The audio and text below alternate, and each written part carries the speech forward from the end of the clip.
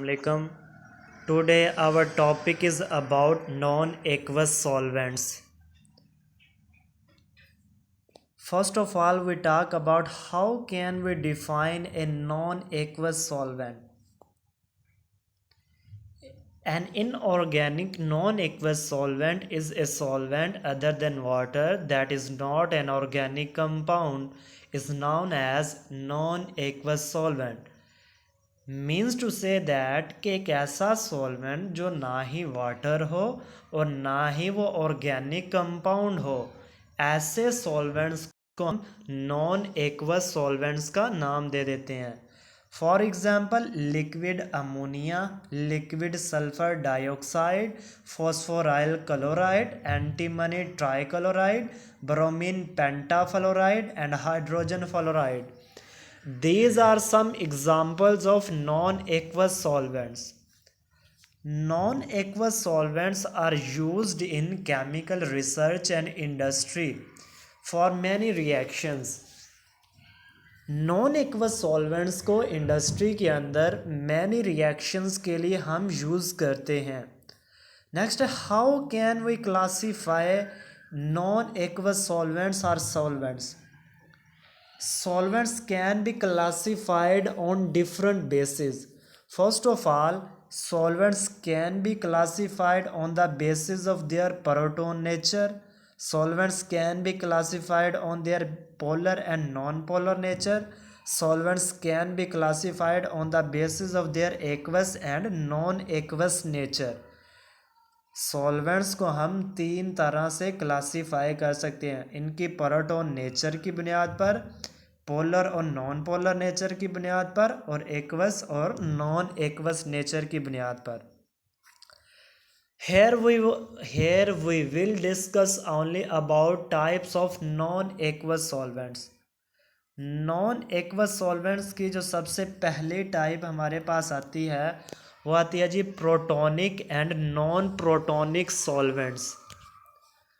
दो solvents from which protons can be derived means to say that कि ऐसे solvents जो या तो प्रोटॉन डोनर हो या तो प्रोटॉन एक्सेप्टर हो, उनको हम नाम दे देते हैं प्रोटोनिक सॉल्वेंट्स का। इसमें हमारे पास एग्जांपल्स आती हैं वाटर और सल्फ्यूरिक एसिड की। और दूसरी तरफ ऐसे सॉल्वेंट्स जो ना तो प्रोटॉन डोनर होते हैं ना ही प्रोटॉन एक्सेप्टर होते हैं, उनको हम नाम दे देते हैं नॉन प्रोटोनिक सॉल्वेंट्स का। नॉन प्रोटोनिक सॉल्वेंट्स की हमारे पास एग्जांपल आती है बेंजीन एंड क्लोरोफॉर्म। यहाँ पर अब हम कुछ एग्जांपल्स डिस्कस करते हैं प्रोटोनिक और नॉन प्रोटोनिक सॉल्वेंट्स की। प्रोटोनिक सॉल्वेंट्स जो है उनको फर्दर दो क्लासिफिकेशन में क्लासिफाई किया गया है, एसिडिक एंड बेसिक सॉल्वेंट्स। ऐसे सॉल्वेंट्स जिनके पास स्ट्रॉन्ग टेंडेंसी हो प्रोटॉन को डोनेट करने की, उनको हम नाम दे देते हैं एसिडिक सॉल्वेंट्स का।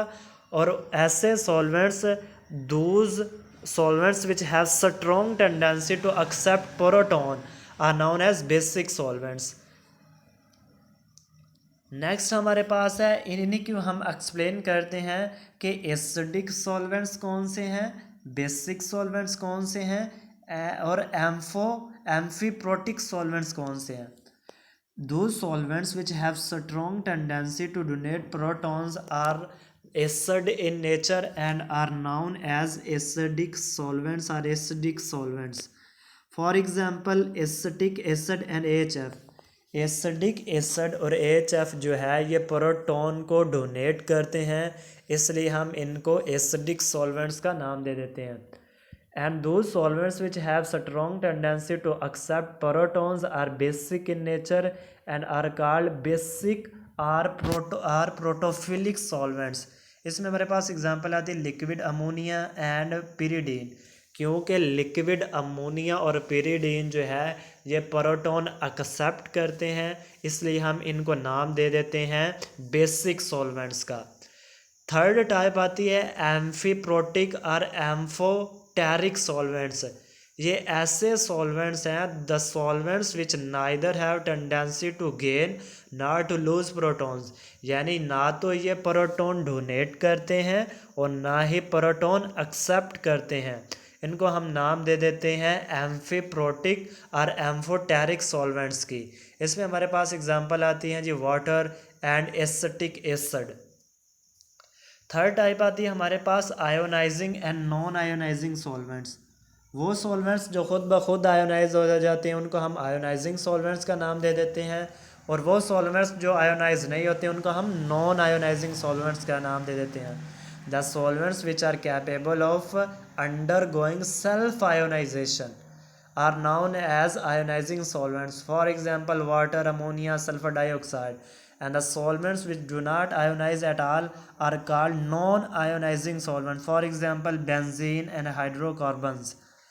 फोर्थ टाइप हमारे पास आती है coordinating and non coordinating solvents.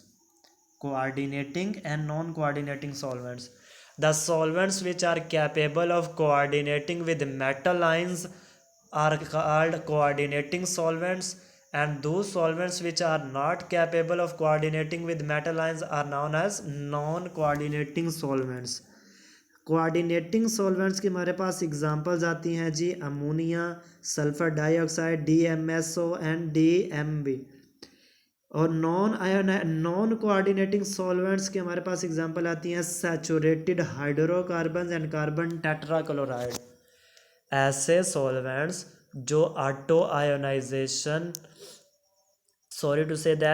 ऐसे सॉल्वेंट्स जो मेटल आयंस या अनायंस के साथ कोऑर्डिनेटिंग बॉन्ड बनाते हैं उनको हम नाम दे देते हैं कोऑर्डिनेटिंग सॉल्वेंट्स का, और वो जो मेटल आयंस के साथ कोऑर्डिनेटिंग बॉन्ड नहीं बना पाते उनको हम नाम दे देते हैं नॉन कोऑर्डिनेटिंग सॉल्वेंट्स का।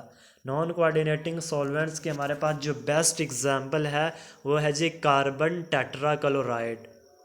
अगर किसी का कोई क्वेश्चन है तो वो कमेंट सेक्शन के अंदर पूछ सकता है। Thank you so much.